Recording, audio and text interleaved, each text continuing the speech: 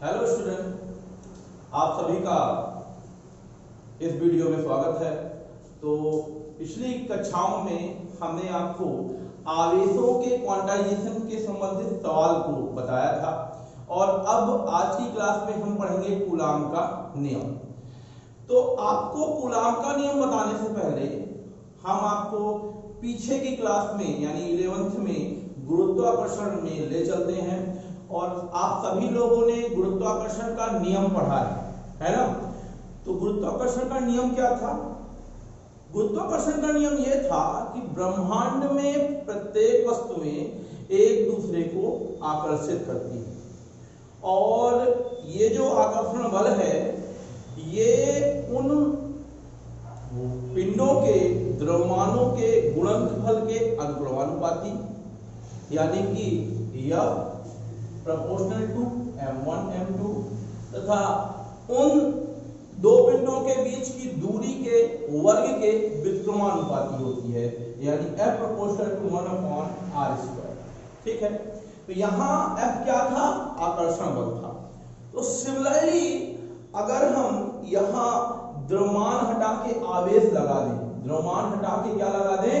आवेश, और यहाँ आकर्षण के साथ रिपल्सन यानी कि प्रतिकर्षण बल लगा दे, तो यही जो हमारा क्या कहते हैं बल, ये गुरुत्वाकर्षण नियम है, वही बन जाएगा हमारा कूलाम का नियम।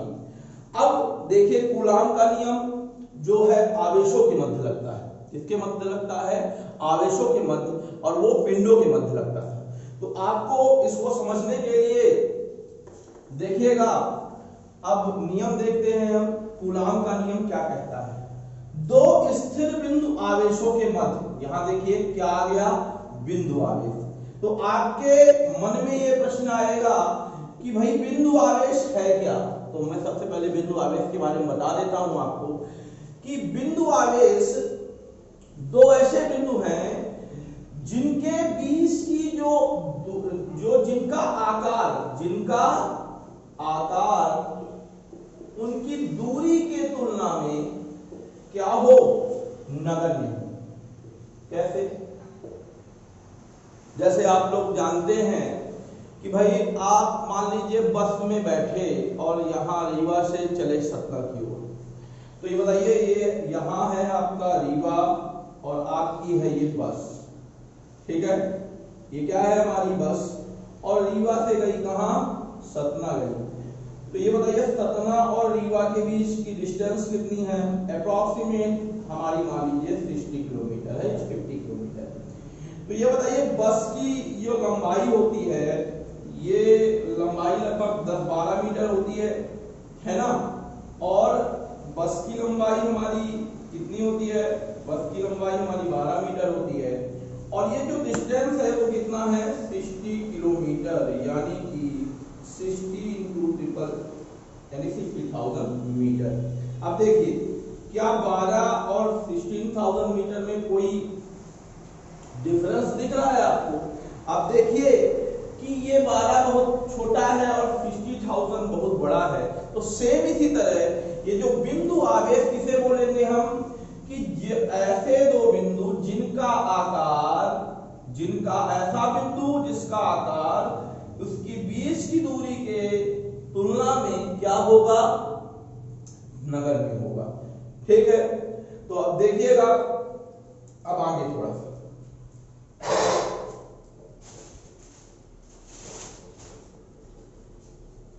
अब देखिएगा थोड़ा सा।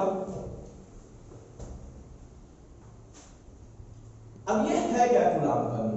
कूलाम का नियम किसे बोलते हैं? देखिएगा, दो स्थिर बिंदु आवेशों के मध्य, कैसे? स्थिर, दो स्थिर बिंदु आवेशों के मध्य लगने वाला आकर्षण एवं प्रतिकर्षण बल का मान। कैसा? आकर्षण और प्रतिकर्षण बल कैसा? आकर्षण भी होगा और प्रतिकर्षण बल, है ना। दो स्थिर आवेशों के बीच लगने वाला बल, और ये बल कैसा होगा? आकर्षण और प्रतिकर्षण बल दोनों उन आवेशों के परिमाणों के गुणनफल के अनुक्रमानुपाती तथा उनके बीच की दूरी के वर्ग के व्युत्क्रमानुपाती होता है। और उन आवेशों को मिलाने वाली रेखा के अंदिश होता है। अब हम इसी को देखिए थोड़ा सा मैथमेटिकली समझेंगे। देखिए मान लेते हैं कि ये दो पॉइंट है, एक है हमारा Q1 जिसमें एक है हमारा A, एक है हमारा B। एक में Q1 आवेश है और दूसरे में Q2 आवेश है, और दोनों के बीच की जो डिस्टेंस है वो कितनी है, R है। ठीक है, ये है हमारा स्थिर बिंदु आवेश, ये भी है हमारा स्थिर बिंदु आवेश, और इन दोनों के बीच जो बल लगेगा, कौन सा बल, आकर्षण भी हो सकता है, प्रतिकर्षण भी हो सकता है। तो देखिएगा थोड़ा सा, ये जो बल है हमारा वो इन दोनों आवेशों के गुणनफल के अनुक्रमानुपाती, यानी मान लेते हैं कि ये फोर्स हमारा कौन सा है, F है, तो यह proportional to Q1 into Q2। ठीक है, और दूसरे सेंस में हम देखें, दूसरा नंबर क्या है, इन दोनों के 20 की दूरी के वर्ग, 20 की दूरी हमने क्या लिया है, R लिया है, तो इन दोनों को 20 की दूरी के वर्ग के क्या, व्युत्क्रमानुपाती यानी इनवर्सली प्रोपोर्शनल। ठीक है, अब समझिए इन दोनों को मिलाएंगे, अगर दोनों को मिलाकर लिखने पर क्या हो जाएगा, देखिए यह proportional to Q1 Q2 upon R² हो जाएगा। अब ये बताइए प्रोपोर्शनल चिन्ह घटता है तो क्या होता है, कोई नियतांक आ जाता है तो यहां भी नियतांक आ जाएगा, तो यह इक्वल टू आ जाएगा K Q1 Q2 upon R²। ठीक है, K क्या है, जहां K एक आनुपातिक नियतांक है, आनुपातिक नियतांक है, और जिसका मान किस पर निर्भर करता है, जिसका मान मात्रकों की पद्धति पर, किस पर, मात्रकों की पद्धति पर तथा बीच के माध्यम पर निर्भर करता है। देखिए ये क्वेश्चन नंबर हमारा कौन सा आ गया, फर्स्ट। तो हमने क्या बताया आपको कि दो आवेशों के मध्य लगने वाला आकर्षण बल तथा उन आवेशों के परिमाणों के गुणनफल के ये अनुपाती होगा तथा उनके बीच की दूरी के वर्ग के व्युत्क्रमानुपाती होगा, और यह बल उन आवेशों को मिलाने वाली रेखा के अंदिश लगेगा। ठीक है, अब देखिए थोड़ा सा अब और समझते हैं इसको थोड़ा ढंग से। अब इसको थोड़ा आगे ले जाते हैं, क्योंकि K का मान किस पर निर्भर करता है, ये निर्भर करता है मात्रकों की पद्धति पर, है ना। तो यहां पास अब देखिएगा थोड़ा सा इसको नोट कर लीजिएगा, मैं इसकी आगे देखिए SI मात्रकों में, SI मात्रकों में यदि माध्यम हमारा वायु या निर्वात हो, क्या हो, वायु या निर्वात में, माध्यम कैसा हो हमारा, वायु या निर्वात हो, तो देखिएगा वायु या निर्वात हो तो क्या हो जाएगा, SI पद्धति में K का मान होता है 1/4 पाई एप्सिलॉन 0। कितना होता है, 1/4 पाई एप्सिलॉन 0। अब यहाँ आपको आ गया कि भाई एप्सिलॉन क्या है, इसको बोलते हैं एप्सिलॉन, ध्यान रखिएगा बगल में लिख दे रहा हूं मैं यहाँ पास, इसको क्या पढ़ते हैं, एप्सिलॉन नॉट भी पढ़ते हैं, एप्सिलॉन। ठीक है, एप्सिलॉन केवल इसको बस पढ़ते हैं और इसको एप्सिलॉन नॉट।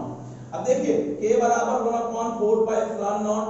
अब देखिए ये वैल्यू हम कहां इक्वेशन नंबर फर्स्ट में पुट करेंगे, तो क्या हो जाएगा, यहां सबसे पहले एप्सिलॉन 0 के बारे में लिख देते हैं, है क्या ये, एप्सिलॉन 0 है निर्वात की विद्युतशीलता। क्या है, निर्वात की विद्युतशीलता है, ध्यान दीजिएगा, ये क्या है एप्सिलॉन 0, निर्वात की विद्युतशीलता। इसकी कोई वैल्यू भी होगी आपको पता ही है, इसकी वैल्यू हम अगले सेशन में लिखते हैं, लेकिन सभी समीकरण नंबर 1 में मान रखने पर, समीकरण नंबर 1 में क्या रखने पर, मान रखने पर क्या आ जाएगा देखिएगा, तो यहाँ पास आ जाएगा f बराबर k की जगह मान रख दिया तो 1/4 pi epsilon 0 q1 q2 upon r square.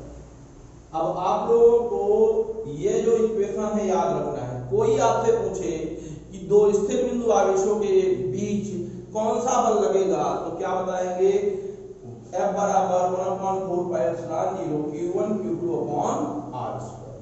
ठीक है ना। अब यहाँ पास एप्सिलॉन के बारे में थोड़ा सा जान लीजिए कि एप्सिलॉन 0 की वैल्यू कितनी होती है। देखिए ध्यान रखिए, एप्सिलॉन 0 की वैल्यू 8.85 into 8.4 into 10 की पावर -12। अब इसकी यूनिट आप यहीं से निकाल सकते हैं। देखिए अगर आपको इसकी यूनिट पता करना है तो यूनिट आप देखिए, एप्सिलॉन यहाँ है, एप्सिलॉन इधर आएगा, एप्सिलॉन इधर आएगा तो एफ नीचे जाएगा। यहाँ पर देखिए अगर हम इसको देखें तो क्या हो जाएगा, देखिए यहाँ पास देखिए क्या हो जाएगा, यहाँ पास एप्सिलॉन अगर इधर गया तो ये बन जाएगा एप्सिलॉन 0 बराबर ये कांस्टेंट वैल्यू, ये आ जाएगा हमारा q1 q2 upon r square साथ में है। तो इसका क्या बनेगा, इसका बनेगा कूलम्ब स्क्वायर पर न्यूटन मीटर स्क्वायर। तो ध्यान रखना है आपको, इसकी यूनिट क्या होती है, कूलम्ब स्क्वायर पर न्यूटन मीटर स्क्वायर। तो ध्यान रखिएगा कूलम्ब स्क्वायर पर न्यूटन मीटर स्क्वायर। तो ये किसकी वैल्यू है, परमिटिविटी की है, यानी कि निर्वात की विद्युतशीलता की है ना। ये क्या है, विद्युतशीलता जो है विद्युत रेखाओं के चालन की माप है, ध्यान रखिएगा। ठीक है। अब ये एप्सिलॉन वैल्यू को हम अगर यहाँ पास देखें तो ये 1/4 पाई एप्सिलॉन 0 जो आया है हमारा, इसकी भी वैल्यू आ जाएगी। आपको पता है ये पाई की वैल्यू कितनी होती है, 3.14। एप्सिलॉन की 0 की वैल्यू भी मैंने बताया 0.854 into 10 की पावर -12। इसको जब आप सॉल्व करेंगे तो आएगा 9 into 10 की पावर 9 आ जाएगा। तो देखिएगा इसकी पिक आपको भेज देंगे। अब देखिएगा थोड़ा सा ध्यान दीजिएगा।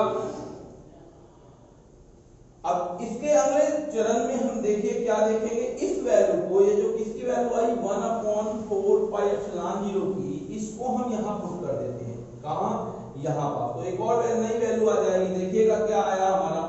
तो यहाँ पास अगर हम इस वैल्यू में हमने इसकी वैल्यू पुट कर दी तो क्या आ जाएगा, देखिए समीकरण नंबर 2 में मान रखने पर तो ये क्या आ जाएगा हमारा, f इक्वल टू कितना, 9 into 10 की पावर 9 और ये आ जाएगा q1 q2 upon r square.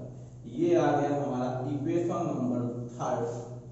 ये भी क्या है, ये भी फोर्स के बारे में बताता है और ये हमारा ये बताता है कि भाई f इक्वल टू 9 into 10 की power 9 q1 q2 upon r square. ठीक है ना। तो देखिएगा इसको आगे चलते हैं। देखिएगा अब इस वैल्यू में ये क्या आया हमारा, f ये न्यूटन में आएगा, ध्यान रखिएगा। ठीक है, इक्वेशन नंबर 3। अब देखिए अभी हमने वायु निर्वात का पढ़ा है ना। यदि वायु या निर्वात के अतिरिक्त कोई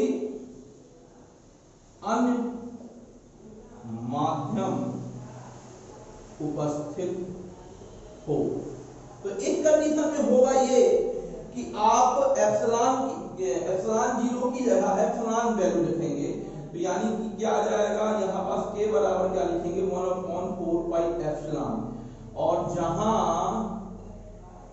एप्सिलॉन क्या है हमारा, ये है माध्यम की विद्युतशीलता। क्या है, और कौन सी विद्युतशीलता, माध्यम की निर्वेद विद्युत शीलता। ठीक है। अब इसकी वैल्यू जो होती है एप्सिलॉन की, वो एप्सिलॉन की जो वैल्यू होती है वो एप्सिलॉन 0 k के बराबर होती है। और ये जो k है ये परावैद्युतांक है। क्या है, परावैद्युतांक। वैद्युतांक है, ध्यान रखिएगा कि क्या है, माध्यम का परावैद्युतांक। तो देखिएगा इस पहले इसको रख देते हैं, तो क्या आ जाएगा, F बराबर समीकरण नंबर 1 में रख रहे हैं वैल्यू, समीकरण नंबर 1 में क्या रखने पर, मान रखने पर, तो ये हो जाएगा हमारा कितना, 1/4 pi epsilon Q1 Q2 upon R² हो जाएगा कि नहीं हो जाएगा। अब इसी एप्सिलॉन की जगह ये भी रख सकते हो आप, F बराबर कितना जाएगा, 1/4 पाई एप्सिलॉन 0 के Q1 Q2 अपॉन R²। ये दोनों वैल्यू जो है इसके बारे में बताया, इक्वेशन नंबर ये हो जाएगा 4 और ये इक्वेशन नंबर हो जाएगा 5। ये सभी value equation first, second, third, fourth, 5 ये सभी किसको बताती हैं, ये बताते हैं बल को जो कि दो बिंदु आवेशों के बीच लगते हैं, ध्यान रखिएगा, ठीक है ना। इसको देखिए इस तरह से हमने क्या जाना कि F बराबर जो हमारे 5 समीकरण है, क्या क्या है, F बराबर पहला है 1/4 pi epsilon 0 Q1 Q2 upon R²। दूसरा कौन सा है, दूसरा हमने बताया कि F बराबर कौन सा है, F बराबर 9 × 10⁹ Q1 Q2 अपॉन R²। और तीसरा चौथा नंबर क्या है, चौथा नंबर F बराबर 1/4 pi epsilon Q1 Q2 upon R²। और ये लास्ट वाला है F बराबर 1/4 पाई एप्सिलॉन 0 के Q1 Q2 अपॉन R²। तो ध्यान रखिएगा ये जो है आपका क्या था, कूलाम का नियम। इसको, इस वीडियो को अच्छे से देखिए, लाइक करिए, सब्सक्राइब करिए और अपने मित्रों तक पहुंचाइए। Good day.